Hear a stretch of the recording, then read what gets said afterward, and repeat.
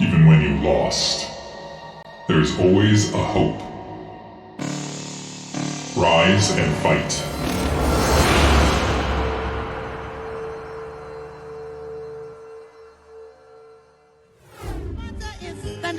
Oh, hello everybody, and welcome to Bombastic Starleague 2 versus 2. We got some pretty big names that, you would really bat your eye at in 1 versus 1. This, of course, is 2 versus 2, so it's a totally different game. Nonetheless, players like Ziki and, Bonith, in any game mode, you have to expect them to be at least decent, right?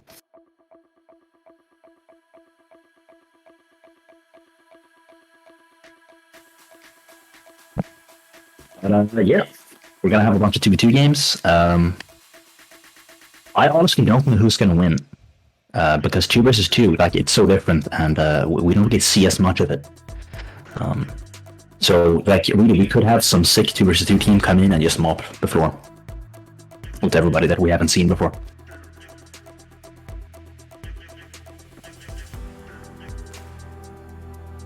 Are we live? Yeah. So, Okay, so our first game. Who's our first game here, vOddy?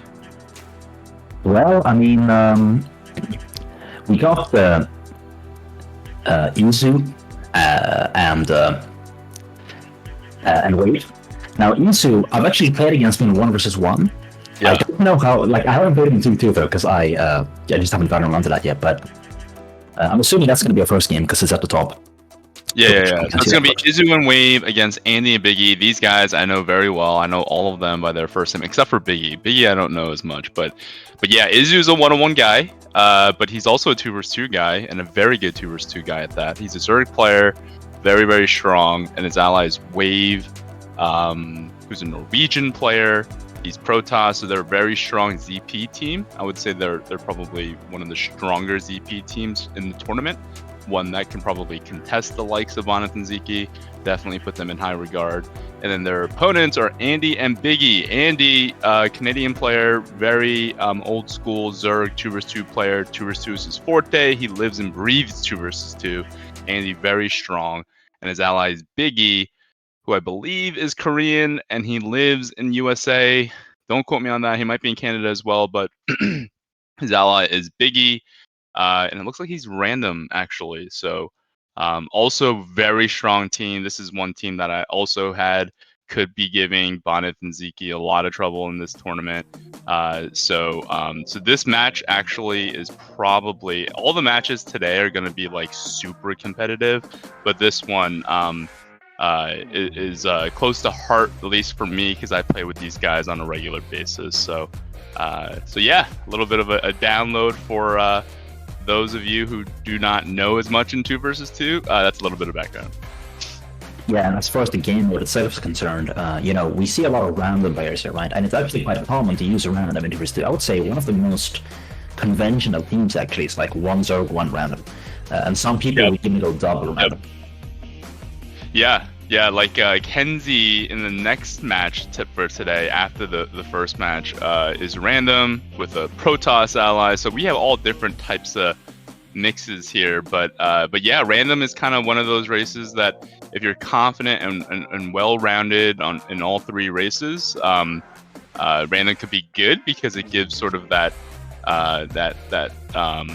unknown that a lot of teams might not be as prepared for, because obviously if you're random, you don't know what they are until you scout them. So adds a little bit of a different dynamic in 2 versus 2. But yeah, first game in this best of 3 is going to be Paradiso.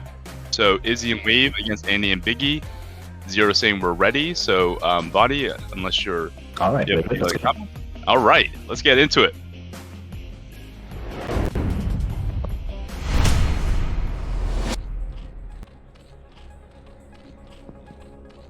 Did I see that right, vOddy?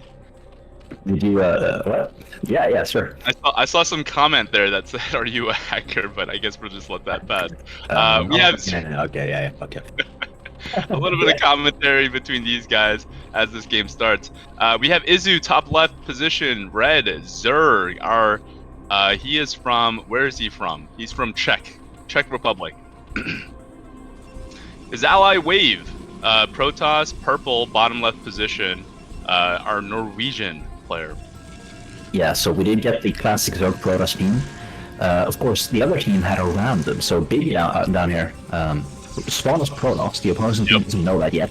And his team, of course, chose Zerg. So it's going to end up being a mirror match. Zerg Protoss, a classic team, the other one being Zerg Terran. Usually people stick a Zerg on a team. Right. Most of the time. Right, Yeah, right. left, right. Zerg Protoss mirror. So for people not familiar, like most likely the Zergs are both going to go Mutalisks. Zerglings into Mutas. That's the standard way to play. Having said that, you don't really know if the Protoss is going to go Reavers or Slated Templar. We see him like tip leveling a 9 speed here from Izu, and of course keep in mind he doesn't know what the racial makeup of the opposing team is. So 9 speed is like kind of like a general builder, I would say, in 2v2 you can go for. That's right. That's right. Yep. Being that the probes both elected to do early scout, they know now that it's a mirror matchup here. So yes, absolutely. Oftentimes you see the Zerg go layer, and we're going to see. Oh, actually, not going layer, yeah. Yep. How they know. Yeah, so both Zergs, as you said, they're gonna both be teching up to layer. I guess the question is, which Zerg is going to make Zerglings or more Zerglings than the other, and which one is going to invest into speed Ling as well, because that is 100 gas. It's going to take away from your ability to produce Muta. It looks like both Zergs are electing to get that speed and continue making that Zerglings. So usually this tends to play into sort of how they are efficient with their units, what they do, what openings they can present to do some early game harassment. Yeah, so far it's a complete mirror, except it looks like one of the Protosses, Biggy, has actually chosen to get gas, whereas Wave has not. So that's the first divergence point there, I guess. So maybe, you know, the red team, I guess we can call them that, they are using Wave, maybe going to be a bit more aggressive, because they're not taking as quickly. Right, yeah, that means Wave's going to have more Zealots. The question is, what are they going to do with the Zealots? It looks like Biggy managed to get a Zealot into Wave's main. I could be seeing that wrong on the mini-map. Yeah, there is a Zealot, indeed, in Wave's main. That is pretty big. But all red units streaming across the mini-map here towards the blue Zerg and Andy. Andy is pulling forward a little bit. Biggy's got some Zealots in the middle. Wave doing his best to try to defend against this, but big fight going on in the middle here. Oh, actually, with the speedlings, these Zealots cannot run away, so that's a really big deal. Right. They're going to get a bunch of... Okay, so Jordan's coming in to help now, so a little bit more of an even fight. We got more Zealots though from the red side, so... Right. Yeah, I don't know. Looks like... Yeah, more Zealots from Wave. Looks like Wave did a little bit better in terms of engagement. Wow, Izzy does a really good job of peeling off two of those Zealots from Biggy. All this action going towards Andy. Andy makes 2 drones. Well, that's a really ballsy play. Now, obviously, the reason that the blue team, Biggy and Andy, have fewer Zealots is because they chose to counterattack with a few of those to the bottom left. Now, they're paying with that for that here, having to defend like this. The goal here, like the dream, would be to take out the Spire, but I don't think that's going to be realistic, so they might have to set up for some drones. They're going to choose to go for it, though, against a sunken colony. Yeah, they have to go for it because there are 3 more Zealots coming here for support, but like you said, ideally you can get the Spire, but if you can't get the Spire, you gotta go for the drones. Looks like they peeled off at least 2 drones there. Not the best trade, I would say, but good in terms of how long the drones haven't been mining and able to pick off a few of them. So actually not too bad now that I'm looking at everything. Andy had 8 drones versus Izu's 10. And Izu doing obviously a better job of expending that gas. Now that his Spire is up, but now that that trade-off happened, Biggy's got more Zealots, and now blue units are starting to stream towards himself because Wave is creating a lot of distraction with these Zealots. Biggy's starting to make goons now. Izu going down the map for with his mutas to look for that Ovi. Looks like Andy's gonna find Izu's Ovi here, but he's made Scourge instead. So yeah, Izu. Critical spot here. He's gonna have to harass down these Scourge. Obviously, he's gonna have more mutas in this spot. Really good micro here. Okay, so he took a few hits there, but overall the micro was good enough. Now I expected him to attack the other Zerg immediately because they hurt the other Zerg, which means obviously he's just gonna have like a mutalisk advantage, right? Which he does, but instead he went Overlord humping. Nonetheless, though, he might get to use that advantage now and actually straight up kill his opponent because the Dragoons from his Protoss ally are far away. They may not be able to help. Yep, absolutely. Yeah, I think Andy's was a little bit rushed there, not realizing that Izu's going to have more than enough mutas to deal with the Scourge, and he's going to be able to abundantly win air here. Andy doing his best job here to micro. Got one muta, one Scourge lands. Here comes Biggy with some goon support. Okay, Biggy picks off a drone. Yeah, so one drone, I think, should be able to get. Okay, has to run out from the Dragoons. Now, this is interesting, though, because, like, are there enough Dragoons at home also to defend from this? Right. Maybe, like, a few about the pop. I'm not sure, but that could be a target, potentially, to go for the enemy Protoss. Yeah, and it looks like Izu's starting to posture sort of into the middle of the map. Certainly when you have this much of a muted advantage, you feel a lot more freedom to go anywhere you want, especially when your ally is giving you a nice chunky part of his army as well for defense. Yeah, if I'm Izu, I'm thinking probe line. I'm thinking I'm making a beeline to Biggy's probe line. Right, now, okay, so at this point there are several Dragoons there, sure, but like, at any point, if the Protoss, I mean, if Andy and Biggy decide to move out, you can always counterattack the Protoss, right? If you have that mutalisk advantage. Now, I guess if you do that, then the enemy Zero could also counterattack you, so it's a little bit of a pretty 2v2 back and forth in that sense, but just scamming out the opponents. Absolutely. You see how Izu constantly is sending lings here to see where everything is. Right. Now it looks like Wave is starting to... Wave needs to combine his army. It looks like Biggy is starting to go out onto the map and having ideas to consolidate. But if I'm Wave, I'm thinking, this is only 30% of my army. I have a big chunky army in the back. Why are we fighting with just 30% of my army? But looks like they're going to at least be able to... Okay, now this reaction from Biggy is going to actually think, okay, Wave's army is out. I'm going to hit Wave, but this is only 30%. This is only the tip of the iceberg for Wave. Biggy's going to have absolutely zero opportunity to attack Wave in this spot. And now they're getting so much value up top here. Now Biggy's going to see this giant army from Wave just sitting and brewing inside Wave's main. So many goons, so much pressure on Andy here as well. Really good calculation from the red team. Extremely well calculated in how they allocated their armies here. But yeah, this is going to be way too goons. Pure tactical victory here, like when to go where, you know. Right. Like that's really all this came down to. And like obviously, when you're trying to counterattack up a ramp, ground versus ground, you know you've been outmaneuvered, you know. Right. As your allies dying. Only really the Mutalisks are good at counterattacking because obviously ground to ground, like the high ground is just too strong. Yeah. So GG in for Andy and Biggy, and Izu and Wave are going to take game one. Really nice play. Yeah, to your point, mirror matchups, ZP versus ZP, it tends to play that kind of style where if you're not going to engage in the middle in this all-out huge fight, it's going to be very countery, right? There's going to be a lot of counter situations. There's going to be a lot of bluffing, stunting situations. In that case, you know, I almost consider that like a bluff because they were pushing the north side towards Andy, who was a weakened Zerg. But that was only 30%. That was only the tip of the sword, tip of the iceberg, whatever analogy you want to use. And they were able to get the damage done that they needed up top, and for Wave to have the bulk of his army at bottom to secure his own main. Just absolutely well done, and yeah, really good teamwork there. Yeah, for sure. Now we'll see what race he gets next time, because I mean he could get Terran and everything could change, right?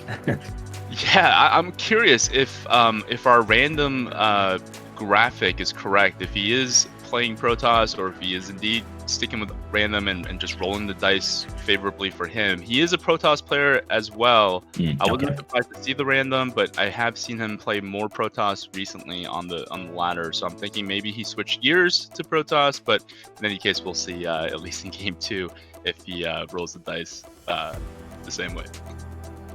All right, let's go into the game and see. All right, let's get into it.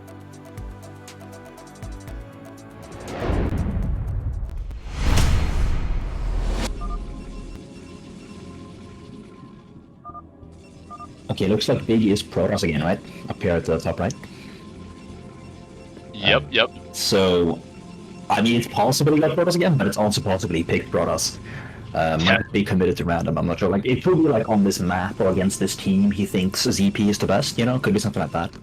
Right. Yeah, I mean, there are no rule limitations to, what races you want to go. I mean, you could go different than what is on that graphic. So yeah, it could be just like a strategic thing specific to this team, or I don't know. Like I said, I've been seeing him play more Protoss, Biggie on Shield Battery, so kind of not entirely sure, but we can confirm that in the meantime. So yeah, we have Biggie here, Protoss, yellow, top right, and his ally is Andy, red, Zerg, bottom right. So they're going to be on the right side, and then on the left side are their opponents, if you want to call them out. Right, so yeah, Ethan and Wave again on the left, Ace Reserve, Wave Protoss. Again, left versus right, like last time, this time on Fighting Spirit. Yep. And probably gonna see a 2-gate, 9-pool gas from both Zergs, it's looking like. So pretty standard opening so far. There are like some alternatives you could go for in 2v2, like you could try to go like fast cannon and tech, and then you might even put cannons in your allies base also. That is one way to play, but it doesn't seem like either side is going for that. So we're gonna have a 2-gate and a 9-pool gas from pretty much everyone so far. Yeah, and it looks like overpool builds from our Zerg players. The Zach was not the Zach. Yeah, actually overpool, not mine. Oh, that's fine. We got a fake UFO because he's actually making drones, and the enemy probe. Oh, is he gonna stay to see? No. Yeah, okay, he saw it, right? I hope he's looking at that because that's that's a big deal. Yeah, he made drones. They definitely saw it. Okay. And then you need a lair also. So if you're gonna play like that, I mean, okay, we actually have drones from the opponent too. So he's choosing to counter drone, I suppose, against his opponent. Yeah, it's like drone wars right now. Yeah, like we almost have as many drones as probes, which is a little bit crazy actually. You normally don't see that. Yeah, these numbers. We don't tend to see these numbers. This is a product of early insight and reaction. The remake here from Biggy, which is an interesting choice because so like usually 3-gate is pretty potent against like 9-pool Zerg, but the opposing Zerg in Izu is bottom left, which is the furthest distance from where Biggy is. So it's interesting that he's selected to make 3-gate here, but he's gonna get one Zealot into Wave's main. This is big. Let's see if he can get any harassment done. He sees the gas timing. That's big. Yeah, that's really huge actually. And if he can get a probe, that'll also be pretty sweet. He gets a probe. Oh baby. And it's got plenty of help. Now remember, he went 3 gates, so one Zealot is like nothing to him, dude. I mean, he's got way more of those coming. Right. Yeah, and that's what makes it tricky. I mean, the 3-gate choice was interesting to me, but when you were able to do this and get a Zealot snuck into the Protoss's main, it certainly creates a little sense of comfort, I would say. Like, you don't expect there to be a huge Zealot follow-up. So yeah, it looks like the blue team's going to start going towards the 3-gater, which is interesting and certainly good for the 3-gater. Meanwhile, the Zergs are making their respective Sunkens and Sunken defense here as well. That Zealot's still alive. Really good job here from Biggy. But yeah, Biggy's going to be good against anything because he's 3-gate. Yeah, trying to force your way up a narrow choking. I mean, they don't know it's a 3-gate, of course, but this is exactly what you want when you go 3-gate because this is just giving him value. Oh, look at the mind game. They see the Zealots coming down. They're like, whoops. Now they know, like, oh shit, 3-gate probably. Yeah, he's saying that. So now the problem is there's no gas here for Biggy, and his opponent Zerg is going Muta. So he needs to attack, and this is the furthest distance. Again, this is what we were kind of scratching our heads about. But he's actually going towards Wave. So I kind of like this decision because okay, the counter is going to come here. He's got to be able to deal with it. Yeah, he's got to be able to deal with this. That's the bottom line. When you're going 3-gate, you can't let something like this kill you, even if there's some Zealots coming here. He needs to do damage to Wave right now, right this second. Starting a lot of damage in right now. There's so many probes going down. He's sacrificing Zerglings to do it, though. Wow. Yeah, there's a shield battery, so he's not going to be able to get into Wave's space. I'm thinking, like, how do you use your Zealot advantage? Like, are they going to go attack Zerg, you think? Because then your allied Zerg could, go toe-to-toe, air-to-air, right? While you have a ground advantage. There's only one Sunken right now. So maybe that's the plan. Dude, it's going to take too long. I think Wave and Izu did it. They're just so smart. I mean, the mental warfare that happened in this game, for those of you who didn't see it or interpret it the way that it happened. But basically, Biggy was playing a big brain play there, going to 3-gate, but he got nothing done with it. There's a shield battery here from Wave. Perfect concave from Wave. My goodness, look at that micro. Absolutely. And Izu already has 5 muta. 5 muta. And Yeah, Andy exactly. knows that he needs to push. But he's got 6 muta, and Andy only has 2 muta. Like, I think they did it. I mean, Wave is gonna have a Dragoon advantage too. So, and like Dragoon can shoot up. He could have like 2 Dragoons at his ally's base. He just ran the air, and then they're gonna be superior in the air too. And even now, he's winning the air pair, which is basically a 1v1 in ZVZ, you know? right. In a vacuum, in one-on-one, PvP, ZVZ, the blue team wins Right. each day of the week in this situation. But yeah, I mean, just the maneuvering and the pivoting that the blue team displayed this game, definitely worthy of rewatching this one, because there's a lot of ways that this game could have swayed, and the way that blue reacted was actually really masterful. Just having poise, knowing where they were. I don't think Izu's gonna overstep here. I think he's gonna have confidence with what he has. He knows the situation. Gets the weak muta. See that? Yeah, So very good targeting. Yep. 2 Skirt coming in now too. He's gonna try to chase it down. Wow, he picks off the other weak muta. He's constantly getting value here. He had a Skirt, right? And he got a muta. Really good job from Andy. Now he's got a back. Oh, he's got another pair of Scourge here. He still has more, and his friend, his allies contain the enemy pro. So Biggy is contained and cannot help. I mean, he doesn't have any Dragoons anyway, right? So it's not like it could even actually doesn't even have the units out. But it looks like a counter attack. Oh, but he reads it. He's ready for it. He blocked it. Nice pick off from Andy. Really nice micro from Andy here to be able to get back into the spot. Ooh. It looks like the Scarlet land. It's kind of hard to see, but Yeah, it did land. good advantage for the defender now. Izzy takes this one. Yeah, for sure. And he's expanding even. Yep. Now, normally, or not normally, but like in some cases, you would like build cannons at your allies' expansion, but they don't even need to right now. That's how far ahead they are. Yeah, in fact, he gets called. Wow.